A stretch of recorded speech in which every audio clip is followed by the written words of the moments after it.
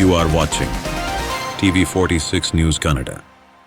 ನಾಡಪ್ರಭು ಕೆಂಪೇಗೌಡರ ಜಯಂತಿ ಅಂಗವಾಗಿ ನಗರದ ಜಿಲ್ಲಾಧಿಕಾರಿಗಳ ಕಚೇರಿ ಆವರಣದಲ್ಲಿ ಶುಕ್ರವಾರ ಬೆಳಿಗ್ಗೆ ಆಕರ್ಷಕ ಮೆರವಣಿಗೆಗೆ ಶ್ರೀ ಆದಿಚುಂಚನಗಿರಿ ಶಾಖಾ ಮಠದ ಮಠಾಧೀಶರಾದ ಶ್ರೀ ಶಂಭುನಾಥ ಸ್ವಾಮೀಜಿ, ಶಾಸಕ ಎಚ್.ಪಿ. ಸ್ವರೂಪ್, ಮಹಾನಗರ ಪಾಲಿಕೆ mayor M. Chandregowda, DC K S. Lathakumari, CEO B R. Poornima ಹಾಗೂ ಇತರರು ಚಾಲನೆ ನೀಡಿದರು.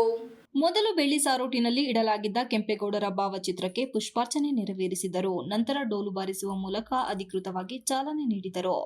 ಇದೇ ವೇಳೆ ಕೆಂಪೇಗೌಡರ ವೇಷಧಾರಿ, ದೇವರ ವೇಷ ಧರಿಸಿದ ಯುವತಿಯರಿಂದ ಕುಣಿತ, ಬೆದರುಗೊಂಬೆ, ನಂದಿ ಕುಣಿತ, ಕೋಲಾಟ ಹಾಗೂ ಕಾಲೇಜು ವಿದ್ಯಾರ್ಥಿಗಳ ಸಾಲು, ಡೊಳ್ಳು ಬಾರಿಸುವುದು, ಡಿಜೆ ಸೌಂಡ್ ಸೇರಿದಂತೆ ವಿವಿಧ ಕಲಾ ತಂಡಗಳು ಭಾಗವಹಿಸಿದ್ದವು. ನಗರದ ಜಿಲ್ಲಾಧಿಕಾರಿ ಕಚೇರಿ ಆವರಣದಲ್ಲಿ ಮೆರವಣಿಗೆಗೆ ಚಾಲನೆ ನೀಡಿದ ನಂತರ ಬಿಎಂ ರಸ್ತೆ, ಎನ್ಆರ್ ವೃತ್ತ, ಮಹಾವೀರ ವೃತ್ತದ ಮೂಲಕ ಹಾಸನಾಂಬ ಕಲಾಕ್ಷೇತ್ರದವರೆಗೂ ಮೆರವಣಿಗೆ ಸಾಗಿತು.